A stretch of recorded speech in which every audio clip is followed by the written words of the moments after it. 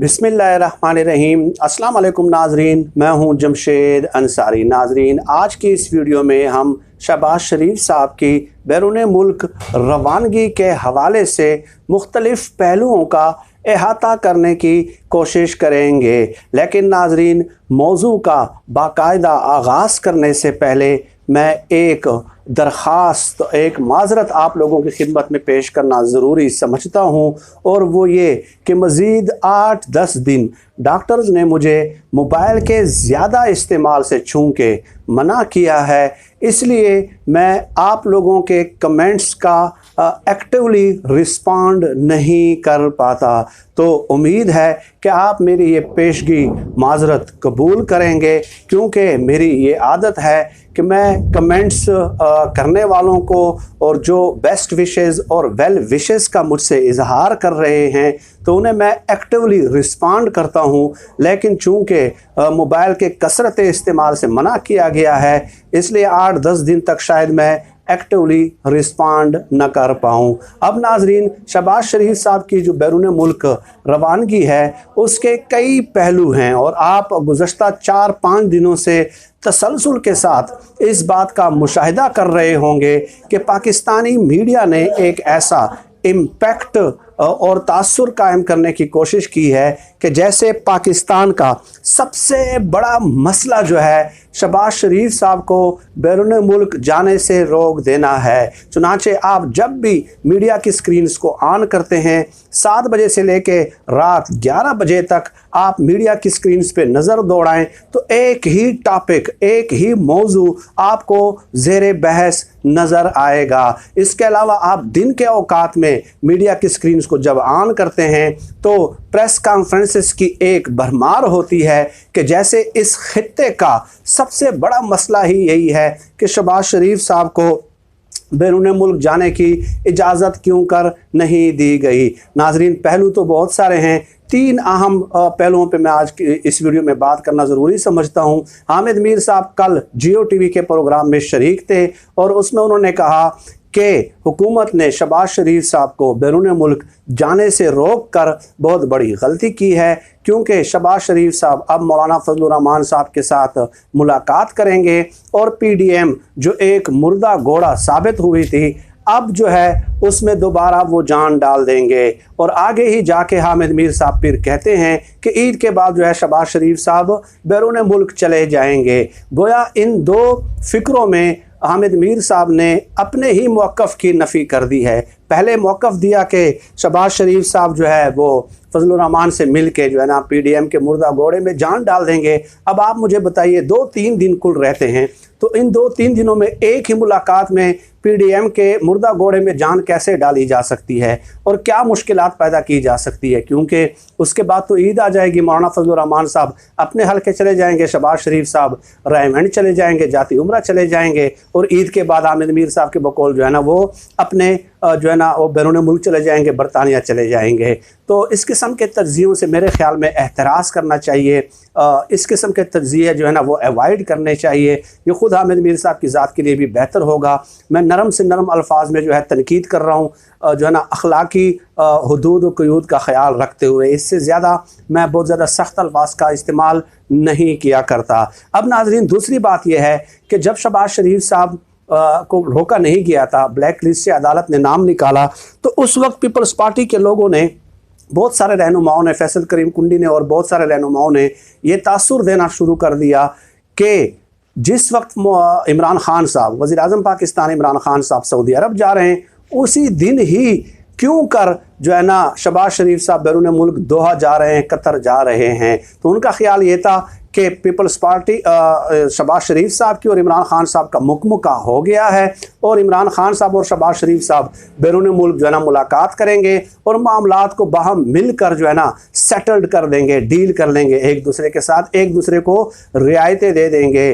तो ये peoples party ने एक तासुर देने की कोशिश की, लेकिन जब हुकूमत ने रोक दिया तो उनके इस तासुर की जो है ना वो नफ़ी हो गई है, इस मौक़िफ़ की नफ़ी हो गई है। और शायद पीपल्स पार्टी का ख्याल ये होगा कि हर कोई हमारी तरह होता है कि वो डीलों पे यकीन रखता है, और डेफिनेटली बर्तन के अंदर जो कुछ होता है वही बाहर निकलता है ना।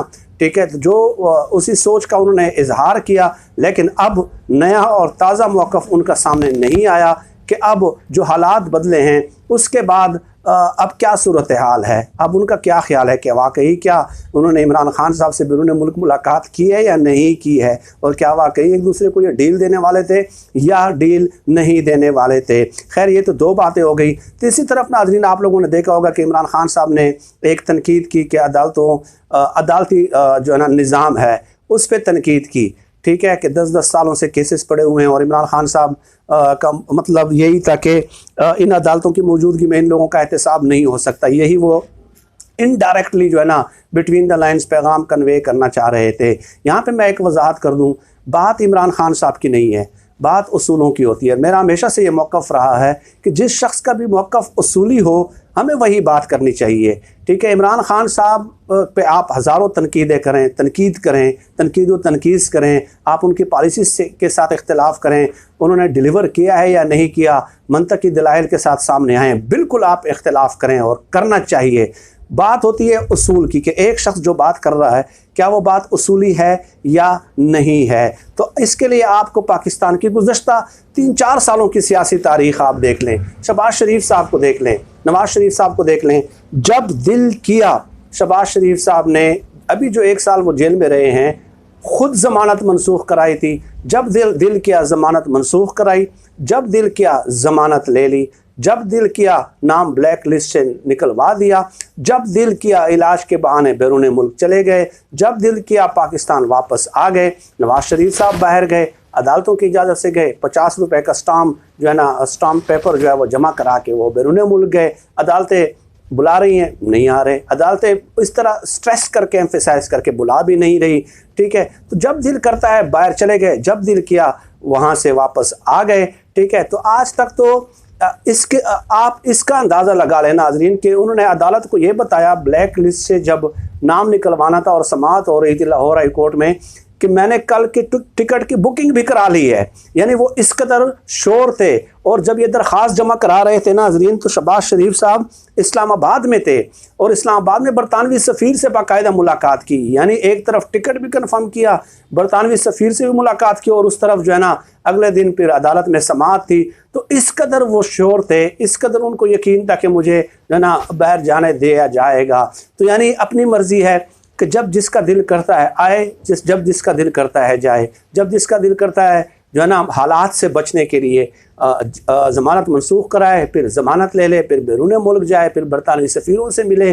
तो अगर शवाहिद देके जाएँ, ठीक है, मारूसी हालात देके जाएँ, तो उससे डेफिनेटली इमरान खान साहब के इस मौक़िफ़ की तायीद होती है। और इस तरह का निज़ाम जो है अब इसके लिए जो है ना, मैं तो हमेशा से इस बात का कायल हूँ कि एहतसाब तो सबका होना चाहिए, चाहे हुकूमत में जो लोग शामिल हैं उन्होंने करप्शन की है, हमने अल्लाह को जवाब देना है ना, तो जिसने भी की है, ठीक है, तो उसके लिए अदालती निज़ाम का ठीक होना ज़रूरी है।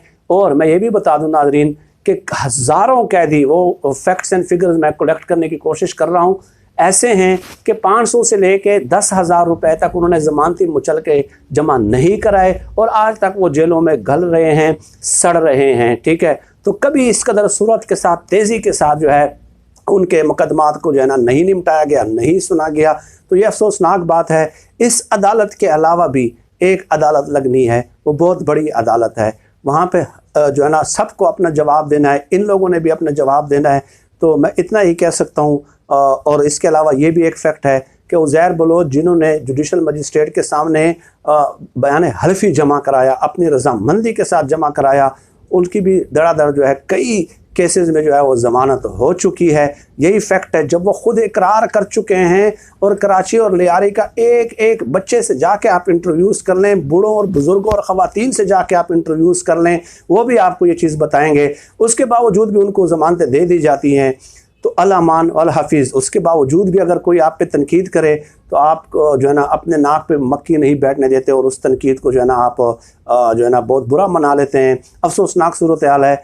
अल्लाह पाक से दुआ है कि हमारे मुल्क में जो है ना इंसाफ का और अदल का बोलबाला हो और विदाउट एनी एक्सेप्शन जिसने भी करप्शन की है उसका एहतसाब हो। आज के लिए इतना ही। मुझे अपनी दुआओं में ख़ुसूसी तौर पे याद रखिएगा। पाकिस्तान जिंदाबाद। अल्लाह हाफिज़।